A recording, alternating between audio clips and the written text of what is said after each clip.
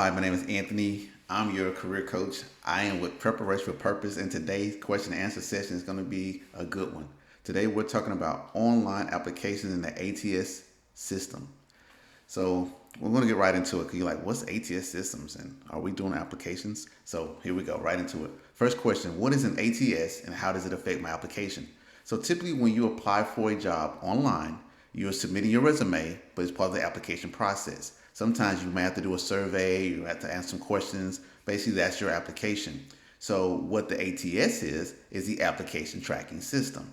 So, what the ATS is designed to do is to filter your application resume.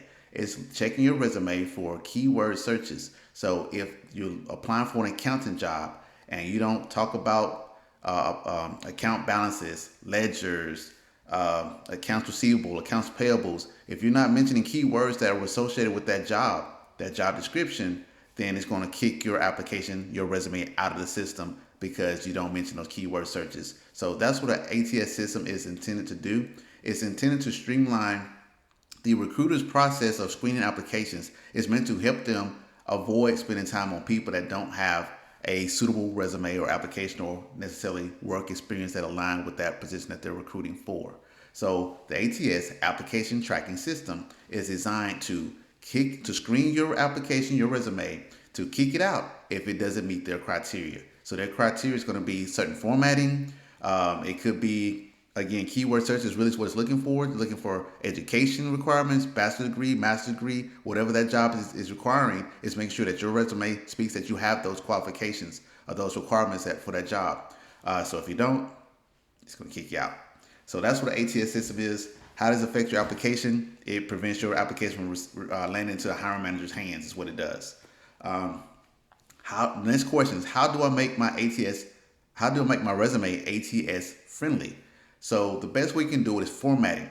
One of the most crucial pieces of advice that I can give you is when you submit your application, submit your application as a PDF, because with a PDF, it cannot be modified. If you're submitting a Word document, a Google document, an Apple Pages document, whatever format of documentation that you're using for your resume, if you don't have it as a PDF, their system can reformat your application to whatever software or whatever software that they use in their for their employer. So if they don't use Microsoft Word, they use Google Docs or some other random application or software, then it can reformat your application or your resume, and then you look like a kindergartner designed your resume.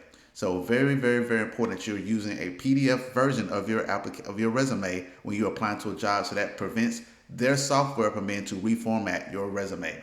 Um, but how do you make your resume ATS friendly? Just the template, like whatever design you're using, don't use a lot of graphics on your resume.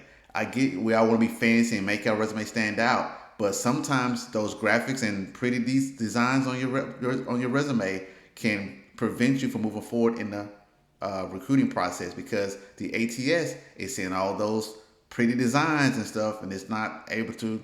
It can prevent you from scanning your resume. If the system can't adequately scan your resume and it's thinking that a block or a square or a circle or a flower design is preventing certain words from being viewed or seen, then it's going to kick your resume out. So keep your resume simple. It's the best approach, because what's really important on the resume is what you're stating on the resume, your work experience, your education, your qualifications. All those things are what's important on the resume. So if you're putting priority on design and look, you're wasting your time. So spend less time on design and look and more on the actual, what's the word I'm looking for? The I can't think of a good word, but really the foundation of the resume. Make sure you're focusing more on what's on the resume than actually the design of the resume. Hope that makes sense. All right, next question. How do I find the right keywords for my resume? The keywords are going to be based off the job description.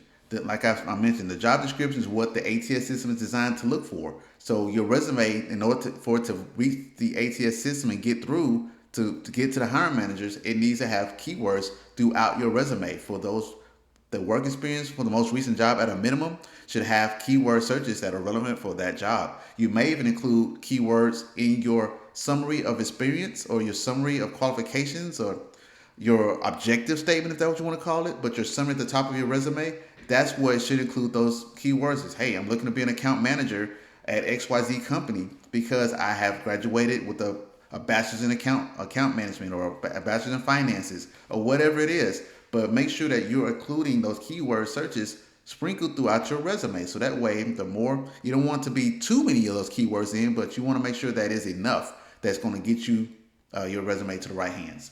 All right, next question. I answered it already earlier. Should I upload my resume as a PDF or a Word document? I highly suggest the PDF because again, it cannot be reformatted. It'll be locked as a PDF and it cannot be reformatted. Next question. Should I reapply for the same job if it's reposted? I wouldn't. The reason being is a lot of times you may just not have been selected. They may felt like there was something about you that you didn't like you lacked the experience or something you didn't convey to them that you would be a right fit for them. And so with that being said, if they chose not to accept you at that point and you didn't even get depending on, let me back up. I will only reapply for the same position if you were selected in the interview process and you feel like you got far enough in the process, but you just didn't get selected for the hire.